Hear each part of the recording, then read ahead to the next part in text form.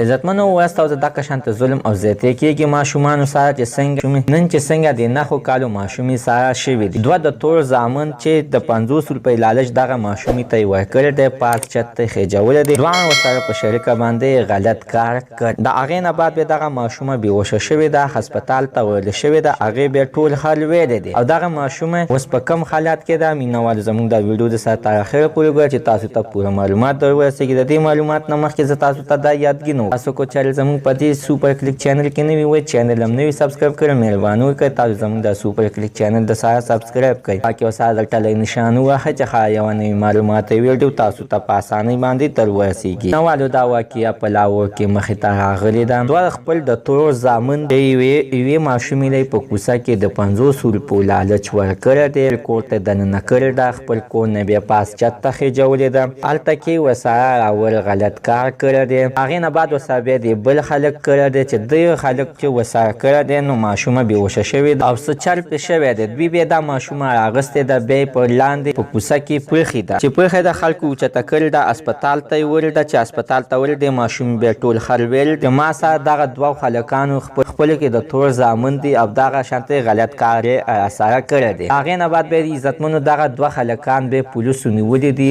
او اوس په جیل کې دي او دغه یې ویلي دي چې او ما دغه شانته غلط کار دوی سره کړی. یو خلک چې دی نو هغه ورسره بار غلط کار کولو او ده ته یې خوند ورکړی نو بل ملګری هم ځان سره شریک کولو. بار به ورسره دغه په دغه ورځ باندې دغه جینۍ باندې څه چل وشولو. دغه جینۍ بیا ټول خل ویلې. عزتمن دا هلکان اوس پولیسو سره دي، دوی له دې اخر کومه سزا ورکړه. عزتمن سره خپل رایې لاندې په کمنټ کې شریکه کړئ. زموږ د سره عزتمنو نننۍ معلومات ته د دې پورې د نوي معلوماتو لپاره د سره زموږ د سوپر کلیک چینل د سره سبسکرایب کړئ. خوا کې ورسره د ټلۍ نشان ووهئ چې ښه یوه نوي معلوماتي ویډیو تاسو ته په اسانۍ باندې در ورسېږي.